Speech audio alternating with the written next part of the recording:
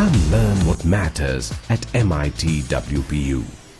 Welcome to MIT WPU. Joined with us here today, we have the most beautiful and talented Satakshi Bhanot. She has been a former student of MIT School of Management, and she is the state finalist of Miss Femina India. She's also the Indian face of Kiko Milano. Not only that, but she's representing our country, the first ever Indian to represent our country in Miss Charm, Vietnam this October. So welcome Satakshi, it's really lovely to have you here. So what made you interested in like beauty pageants? Firstly, thank you for having me and thank you for the lovely introduction. What got me interested was the fact that my mother had always been a major influence in my life.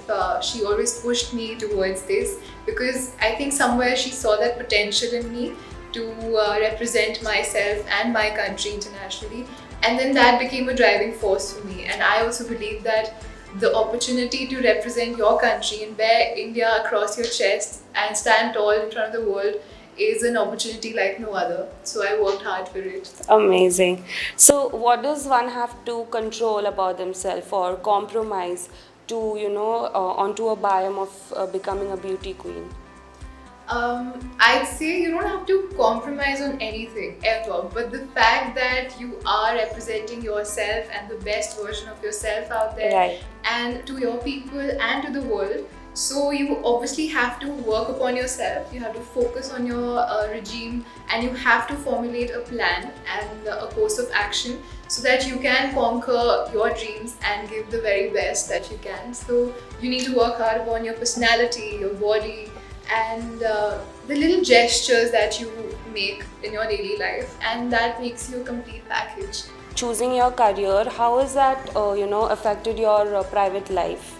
Of course, it has made me a very confident individual compared to how I was, more likely, because when I came to college straight out of school, I was not as confident. I will be very honest. I was actually a very scared little child, straight out of home, all of 17, and exploring the new worlds. And the fact that I come from an army background, I had grown up in a cantonment, so with a very secure environment. And to come out of that shell and explore the world, and the first step I took into the world of pageantry made me realize that there is so much that the world has to True. offer, and you have to become more confident. So that is how it changed me personally. So, how did the BBA and MBA you pursued at MIT, WPU aid you in your career path? Of course, when I came to college, I had no idea of the world outside.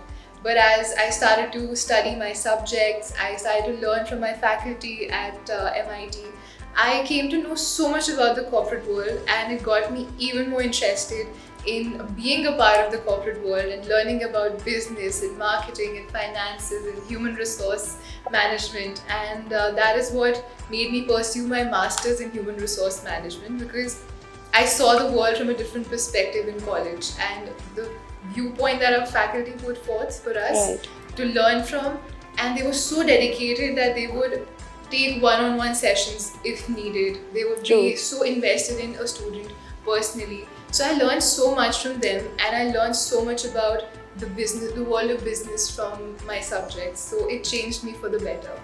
Great. So, how are you preparing for the contest? I mean, is there something that you really are looking into, or how is it like for you? Now that I have the privilege of representing 1.3 billion people, that is our country's population, so of course it is a responsibility in its own. Right. So I obviously have to work twice or thrice as hard as I would have for a national pageant.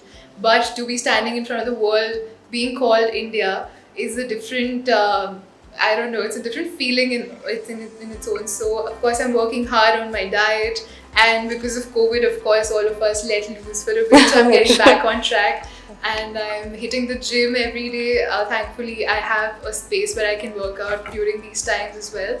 And of course, I'm focusing on my diet thanks to my mother. So, yeah. Right. So, what are your future endeavors like, after a beauty pageant, or would you love, participating in more of it? No, I think this would be it for me because my final goal had always been to represent my country, and I finally achieved that. So I Right. think this would be it. Further, I would like to pursue my studies as I am also going to be starting my third degree, that is my second master's degree in July. So I would like to take that forward and I would like to start working full time. And yeah, I would like to get into the professional grid finally post this. Great, great. Nice to hear about that. I mean, so who is your role model, or whom have you been looking up to ever since you've grown up, or maybe in your career path that you've chosen now? So, to be honest, my role model has always been my father. I have never sought for, I don't know, acceptance or any sort of validation outside of my house because I've always kept my father on a pedestal and I've always looked up to him because he's a human being par excellence. Be it in any field, he's been my human dictionary, my Wikipedia, Google, Atlas, everything. Anything I need, I go to him. So, because he is like that, it made me look up to him even more. And apart from that, professionally in this field, in the world of pageantry, I have not had one person that I look up to. I've picked up from a lot of beauty queens that we've had in the past, and a lot of them have brought laurels to our country. So I've learned from them.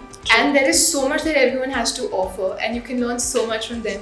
So to have one person to look up to is sometimes not enough. You can learn Exactly. so much from so many people. Right. So, what advice would you give the students of MIT WPU about anything related to your career, or a life advice or something? The most important thing that even I tell myself, and I've always told myself, is that your education comes first. So even when I decided to get into the world of pageantry, my mom started telling me as soon as I turned 18, and try for it, try for it. But I had this one thing sorted in my head that I want my educational backing to be very strong. So I decided that once I have to get into this, I should have at least one degree in hand. So as soon as I finished my graduation, was when I applied for Miss India, and then I pursued my dreams further. So, and I've never stopped. I see this world as a world full of opportunities. So I've studied international business. I'm doing my master's in human resource management. I'm going to do my second master's degree in sales management. So there is no stopping. Amazing. Yeah, I've explored a lot of fields. I've explored modeling. I've explored. I've also done a basic mountaineering course. Oh, so great. I've explored all fields possible. And I also have a book that is coming out soon, so I'll be a published author. Oh, amazing. Yeah. So there is a world full of opportunities, and you just have to seize the opportunity that comes your way. And I would just say, keep going, keep hustling till you make it, and till you are set and certain about what you're doing. And I wish you all the love and success. Thank you so much, Satakshi, for joining us and for your lovely time. So, with this, we wish you from MIT WPU family, we wish you all the very best for your contest, and we hope you win the contest and make India proud because you're representing all of us. So, thank you so much for giving us your time. Thank you. Thank you. Thank you so much for having me, and it's been an honor and privilege to be back at my alma mater and my college. So thank you.